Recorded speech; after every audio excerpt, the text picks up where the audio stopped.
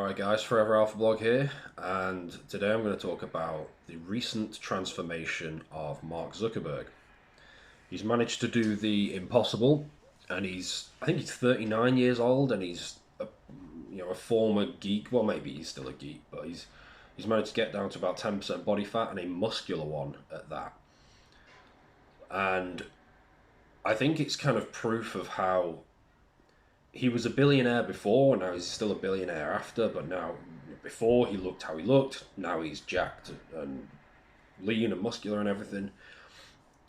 And it shows that what changed was his priorities and his mindset. His money was always there, but that wasn't the deciding factor. It was his mindset that changed things. Because a lot of guys say, if I had that money, I would be 10% body fat and muscular and whatever. But 9 times out of 10, that's not true. Because the thing with money is, when you really do have money, you now have access to the entire planet. You have 7 days a week for the highest end restaurants, constantly, with a bunch of people who want to go there with you. You could fly to the Maldives at the last minute. 7-star hotels in Dubai.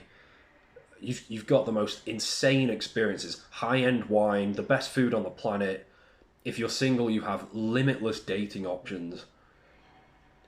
That level of money opens up other problems, other distractions that have nothing to do with fitness and will be counter to being 10% body fat and fit and muscular.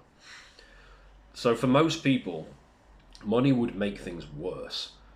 Some of the richest people are some of the fattest people because they just don't have anything to stop them from just eating constantly. Very nice food, I'm sure, but money opens up other problems.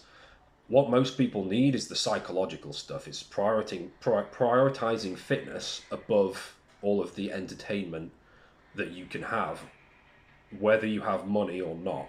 Most people have kind of low-end entertainment. Money would just mean you have more higher-end entertainment. All of it's bad for fitness.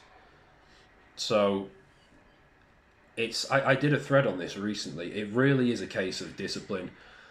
Money cannot force you to put the fork down. It can't force you to fast. Fasting is free.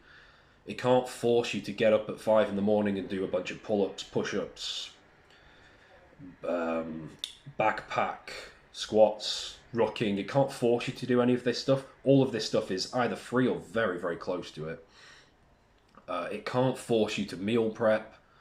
Can't force you to eat chicken and broccoli. Money can't force you to do these things. It can make it a little bit easier, but you still have to do those things.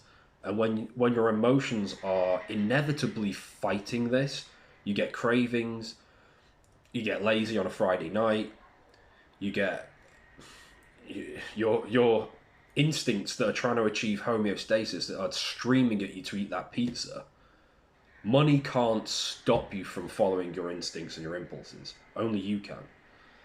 The closest thing you can get is paying someone to follow you around and, slap that pizza out of your hand. But it gets to a certain point where that's just not going to work. And I just don't see that working at all.